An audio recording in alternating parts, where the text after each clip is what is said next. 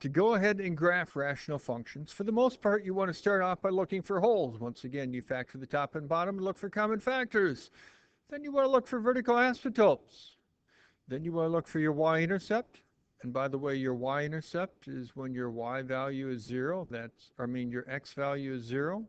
So you plug in 0 for x, solve it for y. And then find your x-intercept where you cross the x-axis. And that's when your y value is 0, so plug in 0 for y. Then you want to make an XY chart or a T-chart. And you want to make sure you choose about 3 numbers on each side of any holes and vertical asymptotes that may occur. Those are your steps, so we're going to follow that here. We're going to look for common factors top and bottom, but the top doesn't factor, the bottom doesn't factor, so we have no holes. But we still do have vertical asymptotes because we have variables left in the bottom. Set the bottom equal to 0, solve it, and you get x to be -1. That's your vertical asymptote. Now, to figure out your y-intercept, you plug in 0 for x. You get 0 over 0 plus 1, so you get 0. Then you plug in 0 for y to be able to figure out your x-intercept, and in this case, you also get 0. Plugging in 0 for y is really going 0 equals this whole function. Then you can cross multiply and solve it. We now want to make a t-chart, choosing at least 3 numbers on each side of any vertical asymptotes and holes.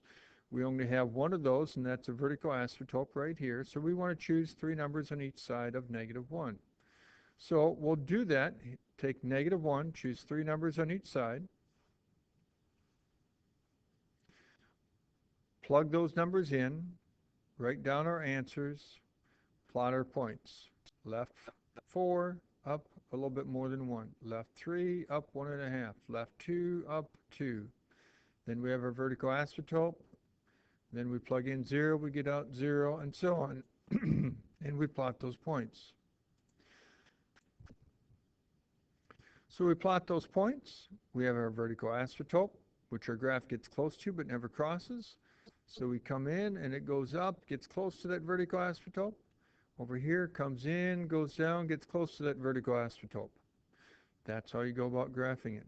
By the way, as a side note, we would have a horizontal asymptote here at y equals 1. Same process here on this one. You want to factor it, looking for common factors top and bottom.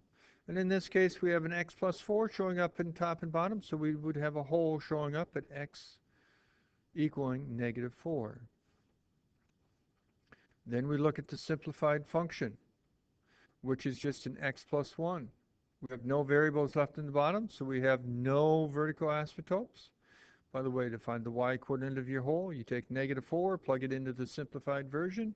You get -4 plus 1, which is -3. So the coordinates of your hole is -4, -3. Your y-intercept, this is easy since it's a line, is 1. Your x-intercept, you set it equal to 0 and you solve it and you get -1. Now, being a line, we don't really need to make ourselves a t-chart, but you could. You could still take your hole, plug it in here, and then choose 3 numbers on each side of it and plot your points. However, knowing that this is the line, slope of 1, y-intercept of 1, you can just graph that, and you know you're going to have a hole at what we said of -3 or -4, -3. So you just put an open circle there. Now, sometimes when you're graphing rational functions, you can have more than one vertical asymptote. So here's 2 very similar problems. Same vertical asymptotes, but your graph looks totally different. So you'd have a vertical asymptote at x equals -2 and x equals 3. And here you have a horseshoe going down in between the 2 vertical asymptotes. Here you have kind of an elongated S going in between them.